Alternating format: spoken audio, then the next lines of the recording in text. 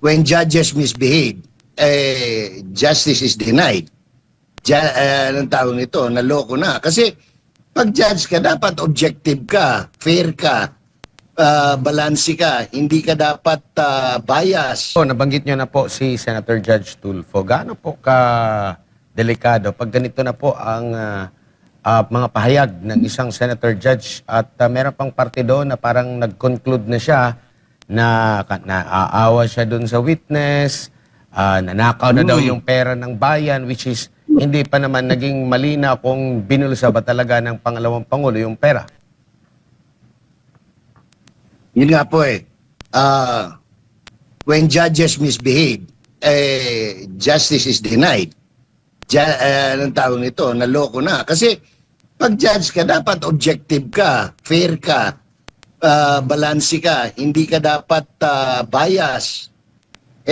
Isipin mo, sinabihan mo na yung, at saka hindi wag na lang yung witness babae, matanda sa'yo, may karamdaman, wala namang ginagawang masama sa'yo, tatawagin mong stupido, ewan ko kung anong klaseng pagpapalaki na nagkaroon itong taong ito, no? Nanghinayang ako kasi dati, anong tawag nito, sikat na sikat siya, kaya lang, hindi na tama yung ginagawa, parang pumasok na sa ulo niya yung yabang Opo. And, Very unbecoming. yes po. Opo.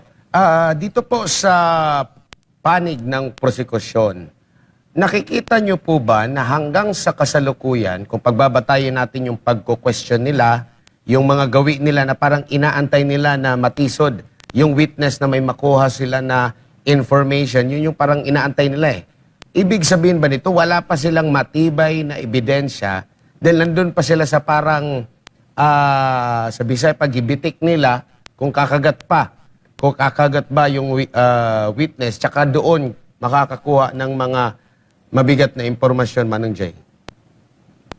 Alam mo, they have become, nawawala na sila sa wisyo sa ginagawa nila Tingnan mo magmula nung day 1 hanggang kahapon, wala pa silang nakukuha kahit na kahit na isang ebidensya Bakit? Number 1, COA na mismo nagsabi, ilang beses pag talagang tinatanong na sila, sa investigasyon nyo ba, may nakita kayong nagkapera si rito, nagkakumita ng pera? Wala. Yung unang-una, yung investigasyon lang hindi tapos, no? Pangalawa, yung sa NBI puro hearsay, pangachismis, no? Wala anong tawag nito? Wala silang sabi nga, na-explain na ito sa inyo ni Attorney Harold Sa auditing, hindi ka nag-audit lang sa anong pangalan nito, sa papel, no? Kasi yun lang ang trabaho ng COA ICPAW Sinabi na nila ang basis lang nila for their findings is on the documents. But ang problema sa documents, may violation na kaagad tayo Sealed envelope yan, hindi dapat binubuksan. Yan ang batas Pangalawa, anong tawag ito? Intelligence and confidential. Sila naman, dahil nga ito yung object talaga ng mga makakaliwa na nandyan ngayon sa Kongreso, sinisigi nila in the hope na matutumbok nila sino itong mga witness. Itong mga dahilan kung bakit hindi naging successful yung CPP-NPA sa kanilang mga balakin. Dahil yan ang napigilan ng Office of the Vice President Yan ang napigilan ng ng DepEd noong kapanahunan ng Secretary pa si Duterte. Yan ang objective ng CPP-NPA through their front organizations and congressmen and representatives now occupying seats in Congress and in the government. So, yan naman talaga malinaw Kita mo naman. anong tawag nito? Yung ba naman bubuhusan mo pa ng mahabang oras, sino si Tarpulano, sino si ganyan. Kung wala kang objective na kilalanin talaga kung sino, hopefully, maliliquidate nila yung mga yan, no? Siyempre, walang confidential agent na maglalagay ng totoong pangalan. Talagang gagamitin. Ako, 11 years ako, nag-counterinsurgency kami. Wala ka talagang gagamiting pangalan totoo. Kasi mapubulgar masisira yung tao. Madidisgrasya yung agent mo.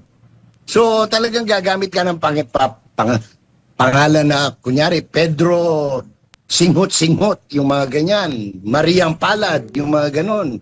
Oh. Opo. And ang isa sa mga kapansin-pansin... Opo, sige po. May isa pa, Admar, no? Pinipilit nila na yung mga lamesa, yung mga gamot. Ano yan? Yun ang kailangan. Halimbawa ako, kunyari, ako yung ahente. Kunyari lang, ahente ako. Konsyel ako sa barangay. Wala kaming tables and chairs. Yun ang kailangan namin, kapalit ng mga information na ibibigay namin kung saan nagkukuta yung mga yung mga NPA, yung mga terorista. O maraming these people, they don't understand because they're not on the ground, tapos pinipilit nila. Bakit sabay-sabay binayaran? Natural. Everyday, ibang pinupuntahan ni Vice President. Iba-iba yung lugar. Pwede ba daw pagsabay-sabayin na isang linggo, ganyan. Alam mo, tsaka hindi lang kasi masabi nitong mga malinaw naman ang storya niyan. Nung okay pa yung unity, nangako si Bongbong Marcos na susuportahan niya si Inday sa kanyang anti-insurgency campaign, anti-terrorist campaign. So sa madaling salita, sinabi niya, sige mo lang yan, tapos susuportahan kita, bibigyan kita ng pondo. Unfortunately, na-release yung pondo December na. Natural, i-obligate na yung inutusan siyang gumawa na ng trabaho. Oh, yun ang kwentas claras dyan. Huwag na tayong magpatumpik-tumpik pa. Nung nakita nilang medyo hindi na nila mahawakan sa leeg si BP, at nag-resign na, anong tawag ito, sa kanila sinubuan ng pondo, hoping na hindi niya magagastos. In other words, ang problema, magaling yung mga tao ni Inday. Magaling sa government budgeting at saka sa auditing sa liquidation obligation. O di na nagastos. O. Ngayon, nagagalit sila kaya nagagalit yung mga yan kasi walang nangyari.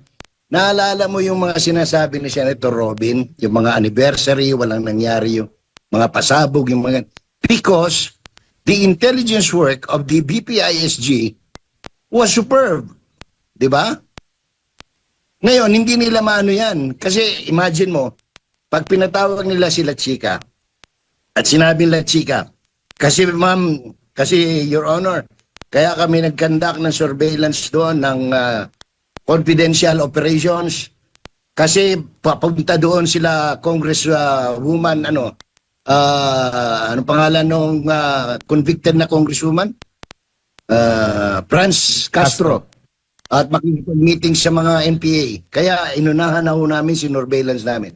Pag lumabas yan, disgrasya abot nila. That's the reason na bantulot sila ipatawag sila Chika.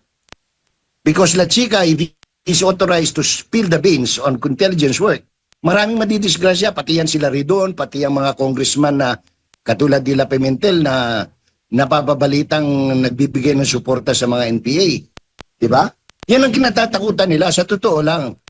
Kahit dito sa Davao del Sur, gano'n ang Oh, so yan ang takot nila. That's why they cannot call on, they don't want to call on La Chica. Because La Chica will definitely tell them he's a seasoned intelligence officer. So, madidisgrasya sila. Mabibisto yung lahat ng kabulastugan nila. Pati yung, baka mamaya lumabas pa riyan. Ay, ang abogado niyong isa riyan, kasama yan sa mga abogado ng mga extremists, ng mga communist terrorists. O, di madidisgrasya yung sinisipon na abogado. Yun ang problema nila. Opo. And yung presumption of regularity doon sa ginagawa po nila Chika sa paggamit ng confidential fund, andun pa rin po, considering wala naman din tayong naririnig mula sa ibang mga ahensya ng gobyerno, pinuno ng ibang ahensya ng gobyerno, sa militar, kung mali ang kanyang pagkakagamit doon sa confidential fund. Halimbawa, nagbigay ng pahayag na ngayon ng AFP na parang ipinauubayan na nila sa Senado o di kay sa Ombudsman. Kung may mali pa doon sa paggamit ng confidential fund, at first kasi sinabi nila, inimbestigan nila eh. Hindi dapat meron na silang conclusion na doon kasi nangyari ito 2022 pa. No? Dumaan na yung 2023, anong taon na ngayon. Pero sasabihin nila na ipinauubayan na nila. So ibig sabihin, yung paggastos, pag-implement ng confidential funds, walang mali doon at iyon ang nakasanayan kumbaga nila. Manang Jay, tingin nyo. Alam mo, hindi lang yan ang inaasahan ko, Admar eh. Ang inaasahan ko, pagdating ng panig ng defense na, yung defense na magsasubmit ng mga testigo, kung sino patawag nila sa Malacanang. Kasi doon ang galing yung pondong, controversial na pondong yan eh. Ipasasampi na ba nila ang presidente? Kasi ang presidente ang ang nag-release ng pondong yan eh. Si Amina Pangandaman, na presidente ngayon ng Amana Bank. Si former Chief Justice Bersamin. Sila yun eh. So, tapos sasabihin na magte-testify. Sino yung mga witness nung nag-uusap sila Inday at saka si Bonget tungkol dyan sa kanilang kasunduan noon na bibigyan ng pondo para matustusan yung mga proyekto ng Office of the Vice President. Yan dyan sila kabahan. Dahil pag yan ang mga pinatawag, lalabas at lalabas na ang tunay na kwento, no? Ang problema lang kasi, talagang they are milking itong sa prosecution, sadyang pinapahaba nila kasi nga, ang media mileage ang inahabol nila. hindi yung hustisya eh. Opo. Saka isa pang kinainisan ko yung nagagamit pati yung religious diyan sa kanilang mga drama. Kita niyo yung abogada kahapon may hawak-hawak pang krus na ang tawag nito. Na kinikilabutan ako diyan sa mga ganyang estilo. No, na pati yung thou shall not use the name of the Lord in vain. Yung mga anong tawag niyan, medyo sabi ko hindi kaya kinikilabutan tong mga taong ito. Opo. Sir Jay, huli na lang.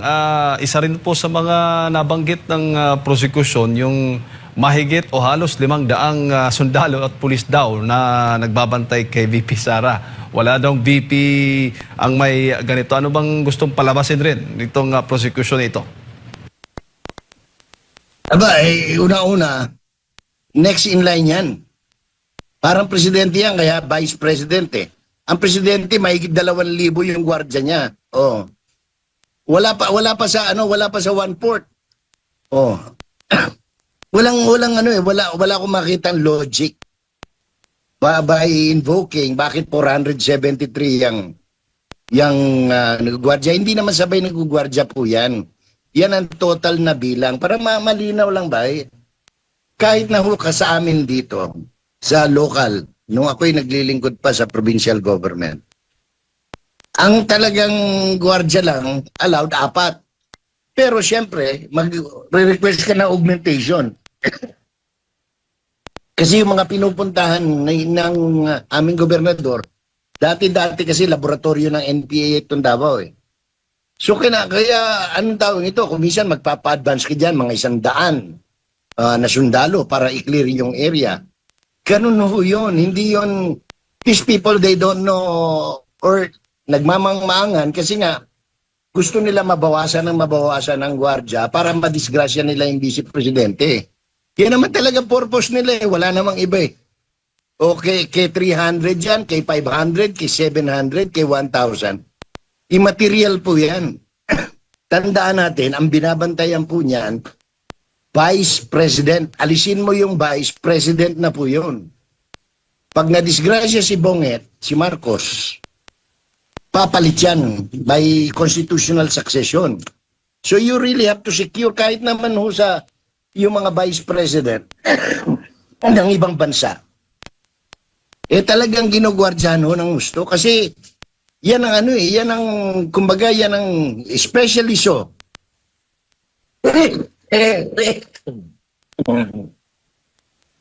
That our Vice President is elected by more than the number of votes gathered by the President. So she's a very important person. She's the leader that people wanted. That's why she has to be secured.